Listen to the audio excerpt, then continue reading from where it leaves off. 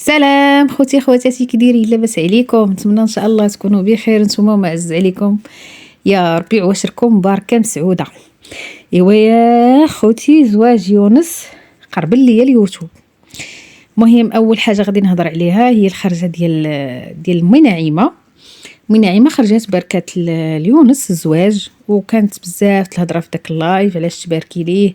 الناس كينصحوها زعما كيقول لها ما تباركيش ليه غادا تجبدي صداع مع بنات خوك، فهي جاوبات وقالت هذاك السيد ما بقاش محسوب على ديك السيده وانهم طلقوا، الله يكمل عليه بالخير.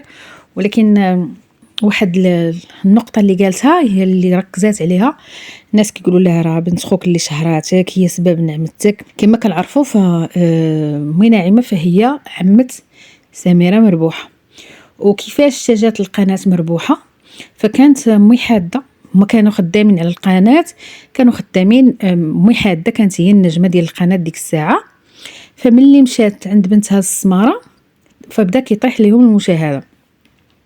فيونس قال لسميره، قال لها خاصنا نقلبوا على شي امراه اللي تجي ما حد امي مسافره، تجي نخدموا معاها شويه تحرك المشاهده وصافي. ما جات امي.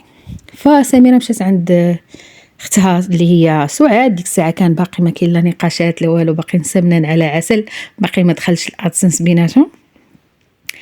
فقالت لها واش كتعرفي شي امراه هكا هكا؟ فقالت لها كانوا باغيين يجيبوا الحمات ديال سعاد اللي هي ام يوسف الفاسيه ديك الساعه.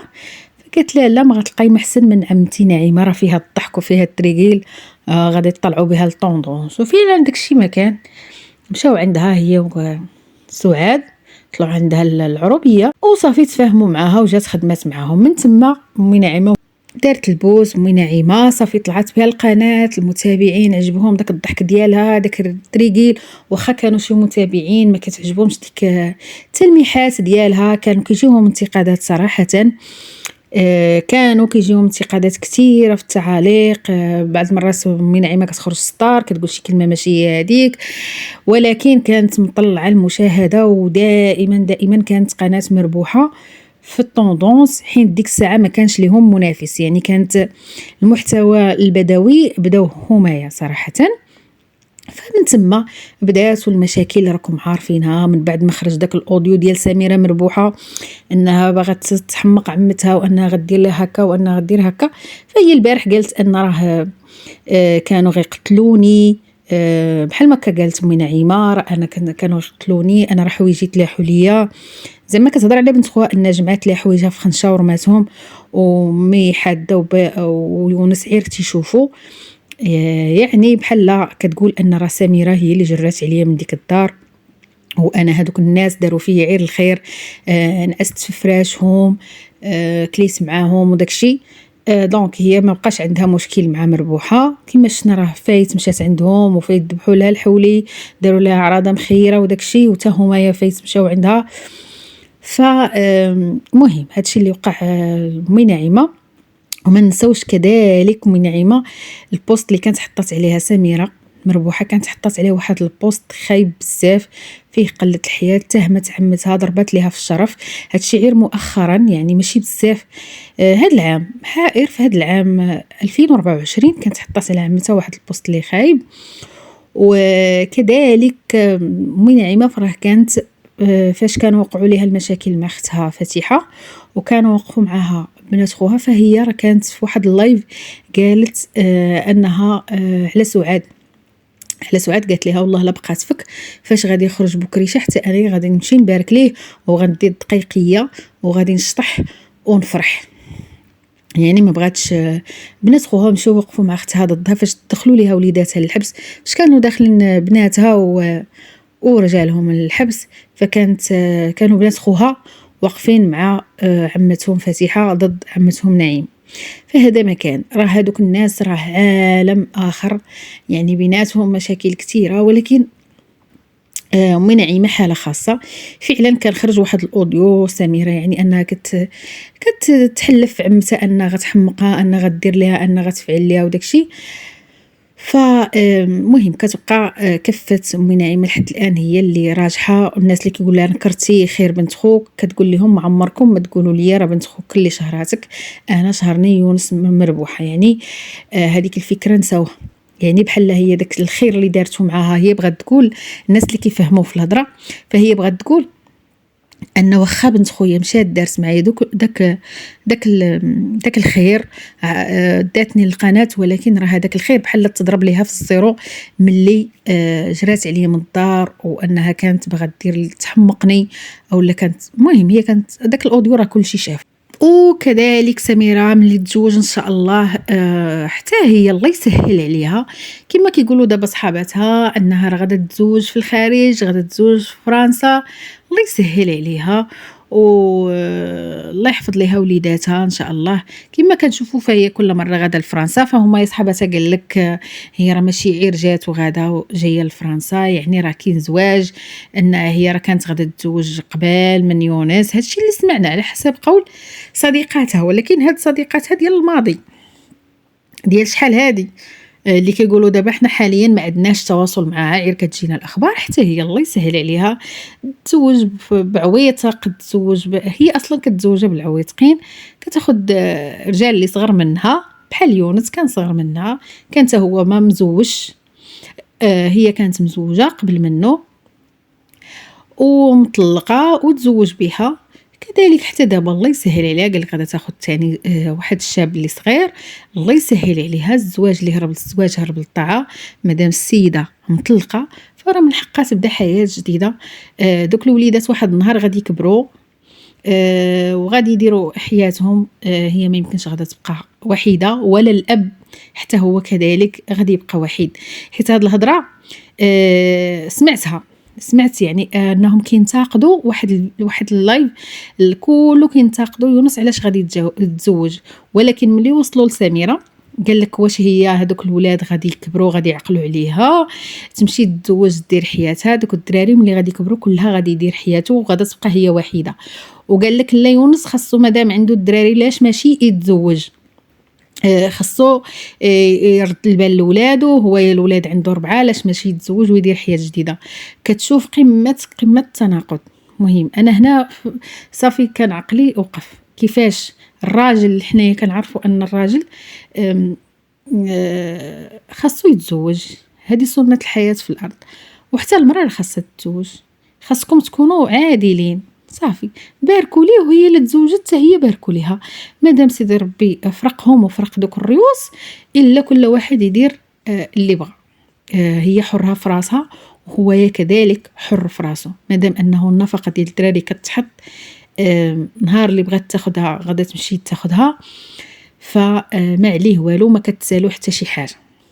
السيد راه شرح لكم علاش كيحاول يبعد، كيخاف من المشاكل، كيخاف تلصق ليه شي تهمه. هو قالها ووضحها، كان دائما كيتهرب انه يوضحها، فهو قالها ووضحها انه كيخاف تلصق ليه شي تهمه. فراه فضل انه يحط النفقه ويبقى بعيد. لكن غدا نقول ليه انا واحد الفكره، ما خاصكش تعمر راسك بالمشاكل اللي وقعوا للناس، ماشي كلشي اللي كيجرى للناس غادي يجرى لينا. وليداتك راه واجب عليك ان خاصك تصل معاهم الرحم، وحتى هما يصلوا معك الرحم ويشبعوا منك وتشبع منهم، باش يتباهاو بك قدام صحابهم في المدرسه، وحتى انت كذلك كتاخذ منهم الطاقه. يعني وليداتنا راه حنا كنتنفعوا فاش نكونوا معاهم، فكتكون واحد الطاقه اللي زوين. مهم هذا مكان مهم. هذه امي نعيمه سالينا هنايا. مهم كنتوقع ان غادا تكون معروضه الا كان شي عرس. بالنسبه ليونس دار ضريب الصداق فقط، كانت هذيك حفله ديال ضريب الصداق، ما كانوش فيها بزاف الناس ديال العائله. ايوب كان داير جوله ديالو في المغرب، ما يمكنش يهرسها، غادي في واحد الكونسيبت ديالو، خدام على المحتوى جديد، داير جوله، هو ما شراوش ديك الكرفان هكاك، داير جوله في المغرب، كيصور، كيحاول يطلع شويه القناه ديالهم.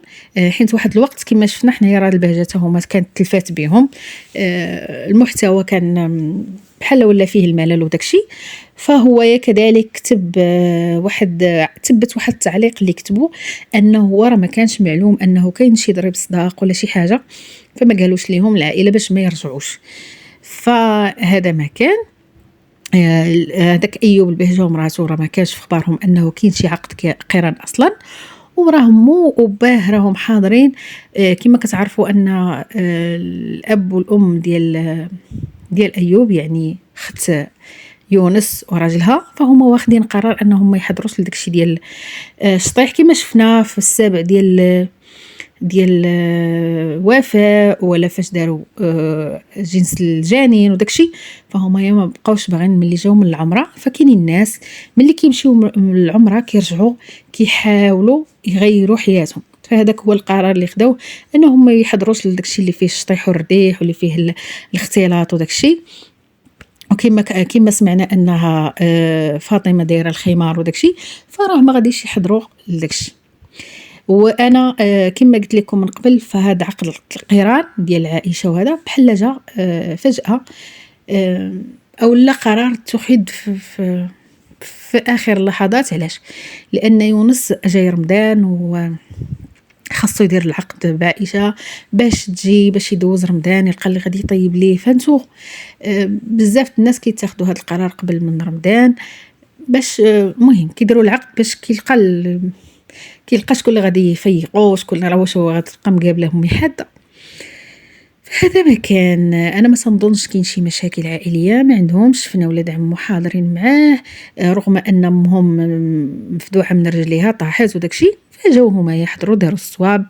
وراه غير عقد القران كما كنعرفوا الخطبه وعقد القران، فراه اصلا تيكونوا فيه الناس قلال وكتكون ديك رؤوس الاصابع اللي كتحضر. فهذا ما كان. الناس اللي كينتقدوا ما كاينيش العائله وداكشي، فراه شيء عادي جدا.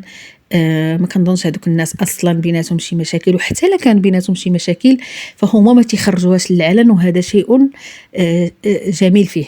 يعني شي حاجه اللي تحترم مادام كاع الاسر وكاع العوائل المغربيه العائلات المغربيه كيكونوا فيها مشاكل لكن ما كتخرجش للعلن، وهذا الشيء خاصكم تحترموه فيهم. فهمتوا؟ ماشي ضروري انهم يخرجوا يشكيو لكم ولد عمي دار ليا، ولا انا عندي مشكل مع ولد خويا، ولا انا بالعكس. ملي كيبان لكم نتوما كتبان لكم شي حاجه ان فلان شي شوفه يعني ماشي هذيك وما كتخرجش للعلن ما تيقولوهاش، فبالعكس داك الانسان خاصكم تحترموه لانه ما كيتاجرش بالمشاكل ديالو العائليه. غادي ندوزو عند سعاد واختها كوثر اللي شفنا واحد الفيديو البارح اللي كان زوين. الهضره ديال كوثر راها منطقيه، انا عجبتني.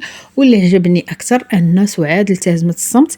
يعني ديك الهضره اللي كتقول اختها كوثر فهي متفقه عليها، وديك الهضره اللي قلنا حنايا كاملين ان يسرى راه مازال نفيسها، يعني يعطيوها الوقت وماشي الوقت ديال الضغط. نفيسه ما كنضغطوش عليها. فهذا شي حاجه اللي زوينه. الحاجه اللي ديما كيركزوا عليها ان كل شيء غلط، فانا ما كتبانش لي ان يسرى غلطات شي غلط اللي كبير بحجم الغلط ديال الام. فالام دايره غلط كبير خاصها تكفر عليه باعتذار، يعني اعتذار ما يكونش ملغوم بحال هذاك الاعتذار اللي دارت. يسرى باغا امها تخرج فاس، باغا تخرج فاس تقول لها انا بنتي ظلمتك ودرت على قضيه زين البحاري بحال مك. بغات امها تقول انت براء من قضيه زين المحاري، كما هما كانوا كيقولوا واخا برأك القضاء غادا تبقى مدانه يوتيوبيا، فالبنت باغا تحيد هذيك يوتيوبيا.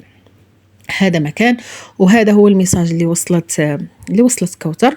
والناس اللي كيقولوا ان كوثر كيفاش غادا تعرض عليها يسرى الاسبوع وهي فايته ضاربه لبنى وشتو ما شفتوش درعب، داكشي راه كله حنايا عارفينه ان كوثر ما ضارباش لبنى. داكشي راه باين. كانت مشادات غادي يكونوا تشادوا بالهضره بالكلام، تغاويت او السبان، يعني تقول لها انت دايره انت فاعله، اما الضرب ما غاديش يوصلوا ليه.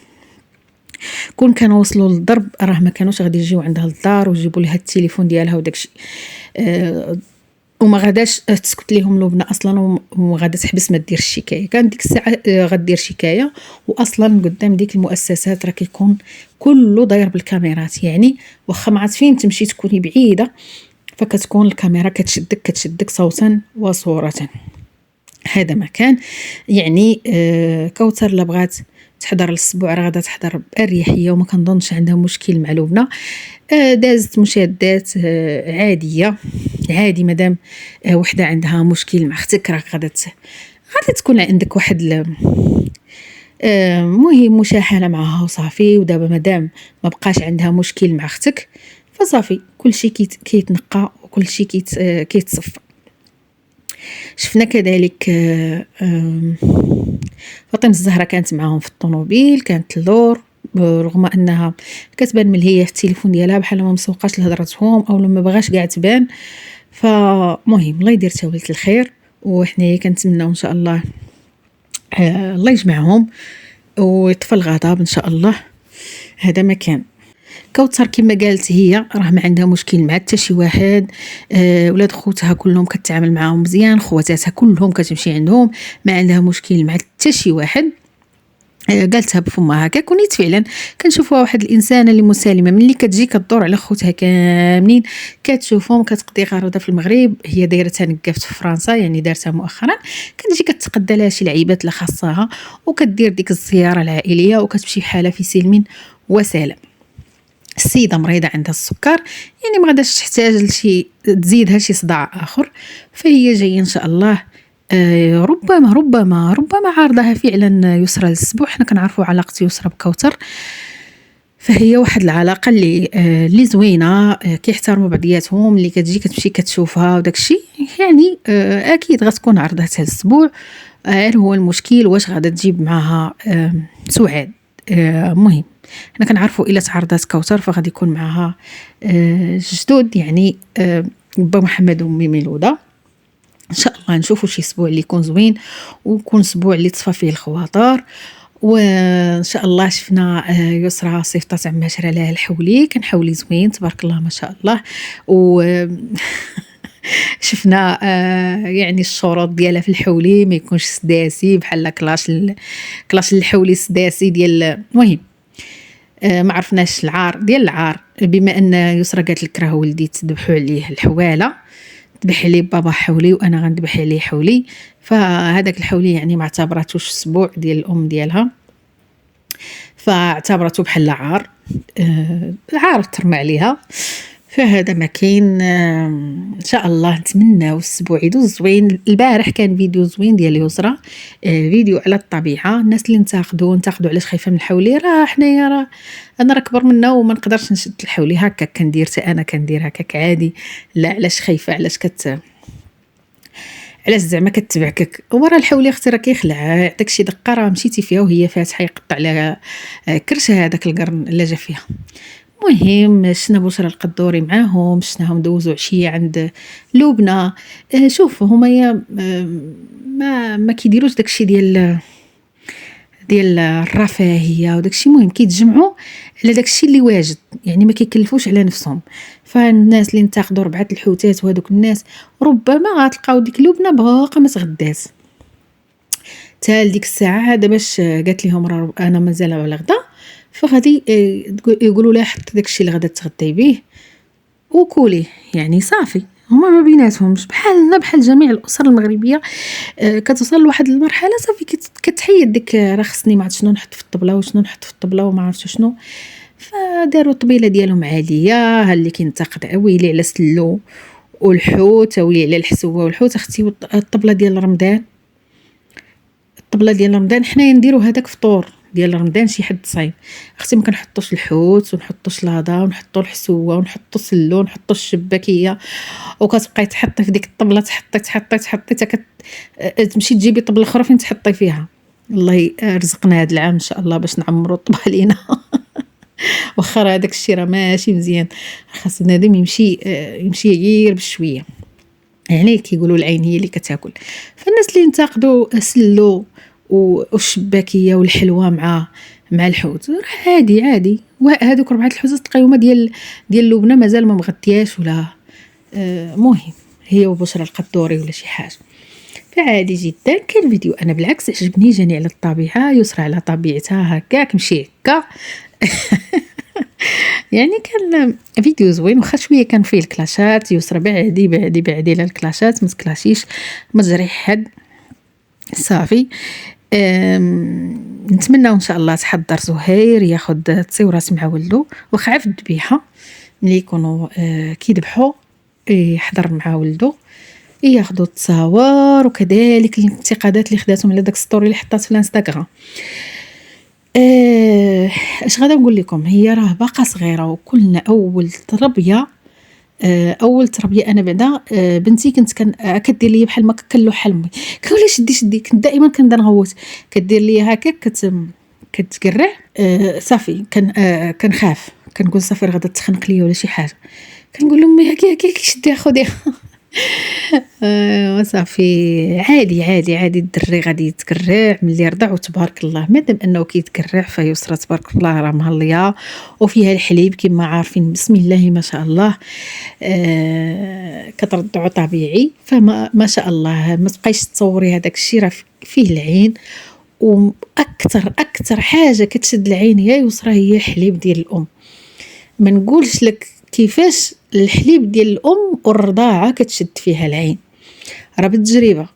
راه ماشي تفاجئي واحد النهار تقولي ناري مشى ليا الحليب باش نوقع ليا، راه واخا ما عرفت شنو تاكلي، واخا ما عرفت شنو تشري داك الدواء اللي كيدير الحليب ما يرجعش لك، اللي دالك بحال ما دوك السطوريات وانت وليدك رضعتيه وشاده في يدك. ما تصوريش تفادايه، لان العين كتشد في الرضاعه. والله يرزق كل محرومه الذريه الصالحه، واللي باغا تزيد الله يعطيها والله يفرحها بالوليدات ان شاء الله يا ربي. وهذا ما كان، والله يعطي لكل بنيه عويتقه الزوج الصالح، والله يزوج شبابنا كاملين ان شاء الله. كان هذا هو الفيديو ديالنا اليوم. خليوا لي آراءكم في التعليق، عجبكم الفيديو بارطاجيوه، ديروا لي لايك، ما تنسونيش من اللايكات، دائما كتنسوني. ومع السلامه.